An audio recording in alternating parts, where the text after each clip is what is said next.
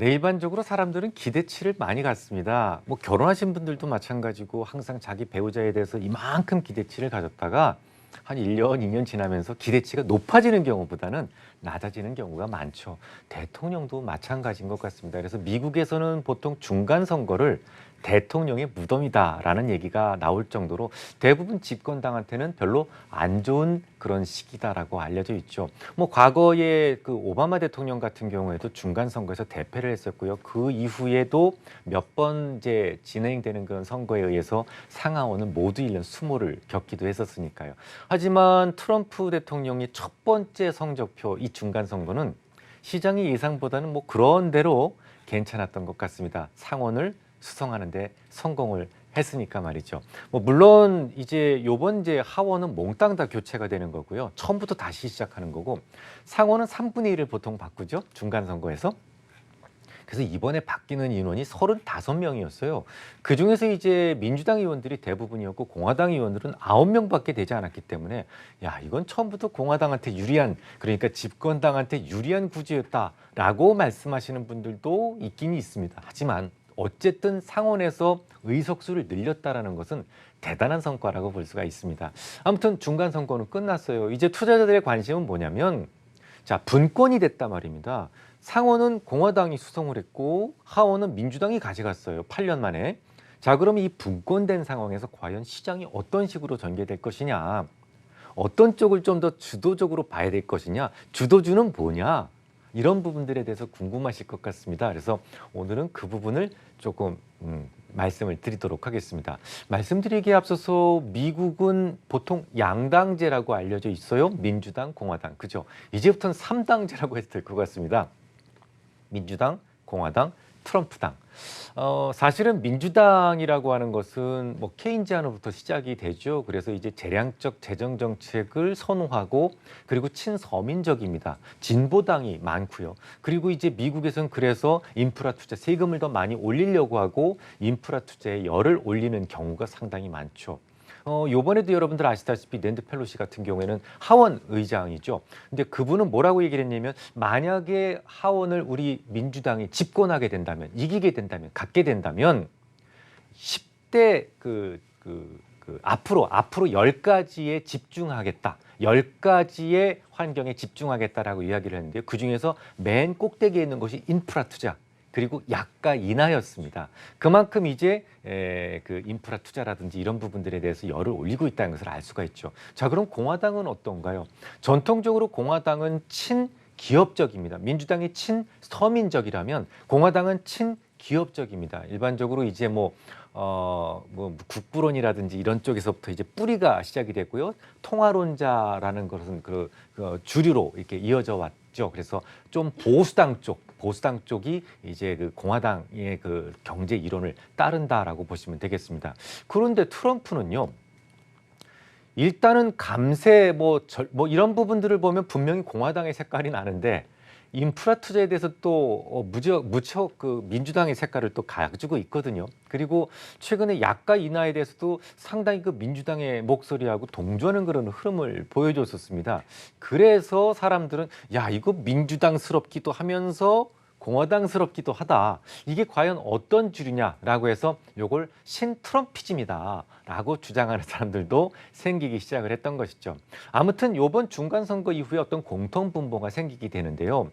앞서 말씀을 드렸듯이 지금 이제 민주당에서는 집권하게 된 하원을 갖게 되면 하원은 내치 쪽이고 상원은 외치 쪽이냐 내치 쪽에 관련된 부분은 하원이 더 힘이 있거든요. 그래서 만약에 이제 하원을 집권하게 되면 인프라 투자와 약가 인하를 하겠다라고 이야기를 했고요. 트럼프는 뭐 시작부터 그러니까 대통령이 되기 전부터 대규모 인프라 투자를 하겠다라고 얘기를 했고 최근에 정부에서도 1조 5천억 달러의 인프라 투자를 하겠다라고 발표한 적이 있어요.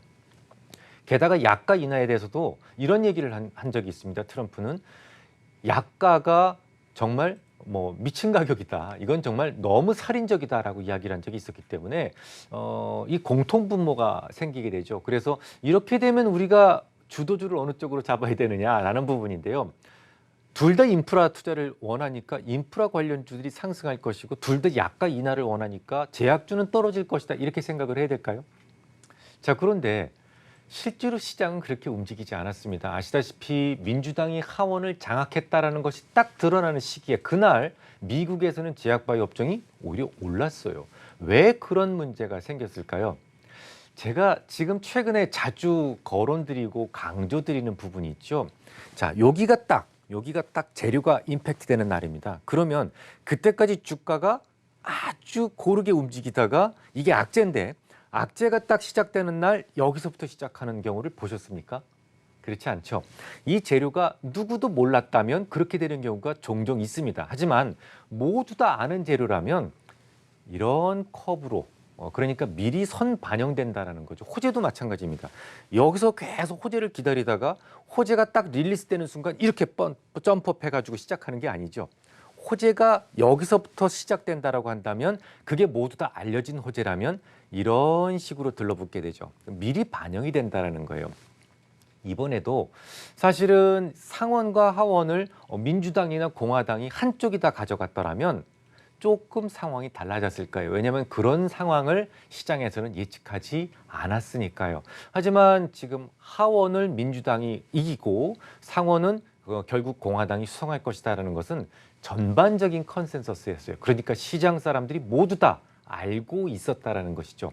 모두 다 알고 있었기 때문에 어떤 수혜주다, 뭐 피해주다 이런 계산도 이미 다 녹아 있었기 때문에 주가에 크게 영향을 주지 못했던 겁니다. 그러니까 시장이 다 알고 있었기 때문에 중간 선거는 시장에 그닥 영향을 주지 않았다라고 보시면 되겠고요. 그럼 이제 궁금증이 하나 남죠? 그래, 좋아. 그건 오케이. 그렇다면 지금 민주당이 하원을 딱 장악을 했으면 중미 간의 무역 전쟁에 어떤 압박을 가하지 않을까? 그래서 트럼프의 어떤 그 무역 전쟁과 관련해서 조금 희망이 보이지 않을까? 이런 생각을 가지실 수가 있습니다. 하지만 무역 전쟁은 더더욱 중간 선거하고 관련이 없습니다. 왜 그러냐면 무역 정책 자체가 미국에서는 대통령의 고유 권한입니다. 의회가 이래라 저래라 참견할 수 있는 상황이 못 됩니다. 여러 가지 특별 조치 이런 것들이 최근에 트럼프가 했던 것들이 의회의 동의를 필요한 부분이 아니다라는 것이죠. 최근에 물론 의회 워낙 트럼프가 마하고 막 그냥 휘둘러대니까 의회에서 그걸 좀 어떻게 통제를 해보려고 의회와 좀 상의를 해야 된다라는 그런 법안을 발의를 했습니다. 하지만 아무리 그런 법안이 있어도 이 무역 정책 자체는 대통령의 고유 권한이기 때문에 의회가 이래라 저래라 할 수 있는 문제가 아니다라는 것이죠. 그리고 좀 전에 말씀을 드렸듯이 민주당이 하원을 가져갔다고 하더라도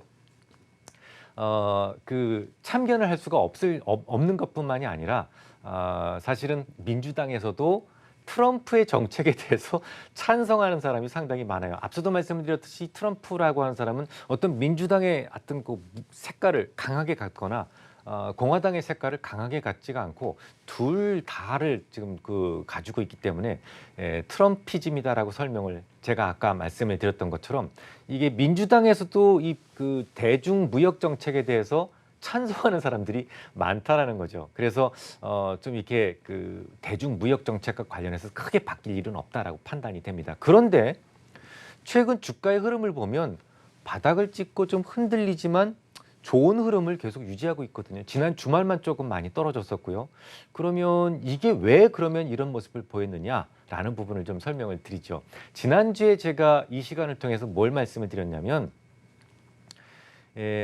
트럼프식의 어떤 그 굴종 외교 여기에는 따라갈 수가 없다. 만약에 따라간다면 시진핑도 또 공산당도 다 끝장이 나게 된다라는 말씀 드렸었어요. 굉장히 좀 자존심이 강한 민족이라서요.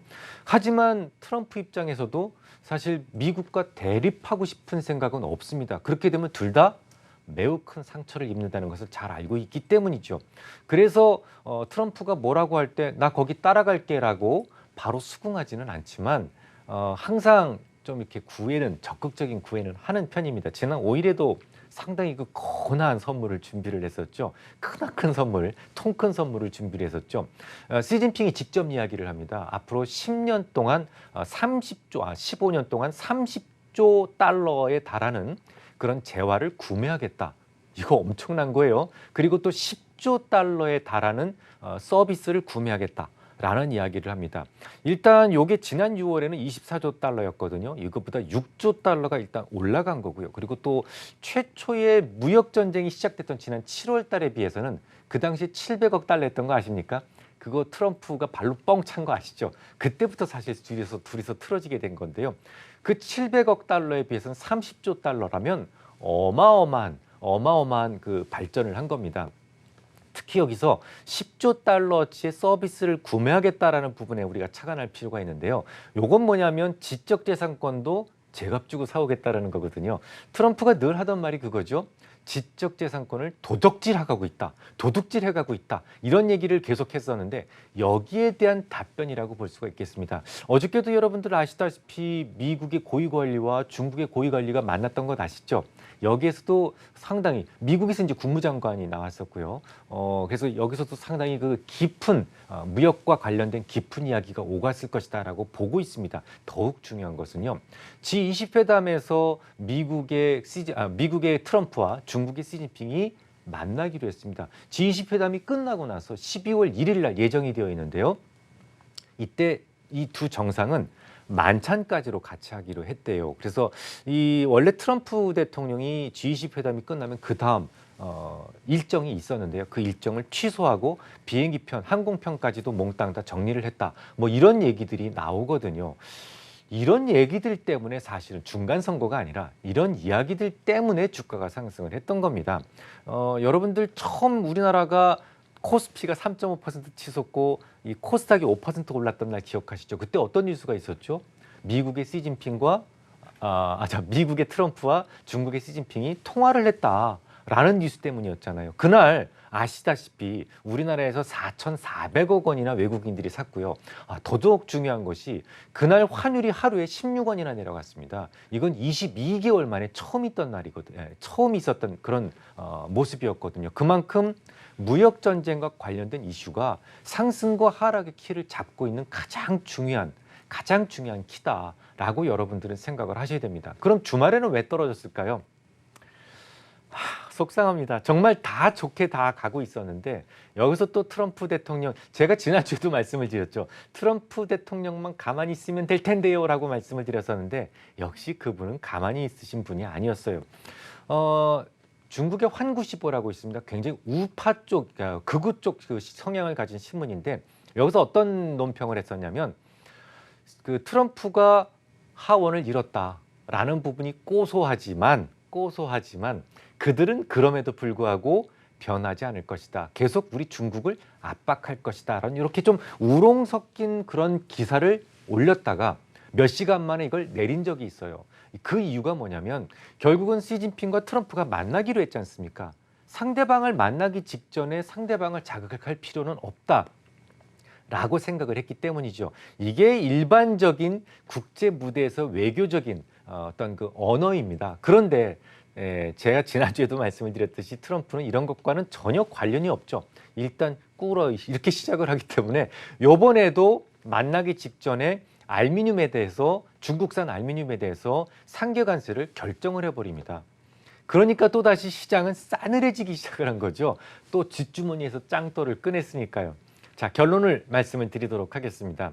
많은 분들이 중간 선거가 시장에 영향을 어떻게 줄 것인가에 대해서 고민을 하십니다. 하지만 시장이 예상했던 것대로 귀결됐기 때문에 중간 선거는 이미 다 반영이 끝났다고 보시면 됩니다.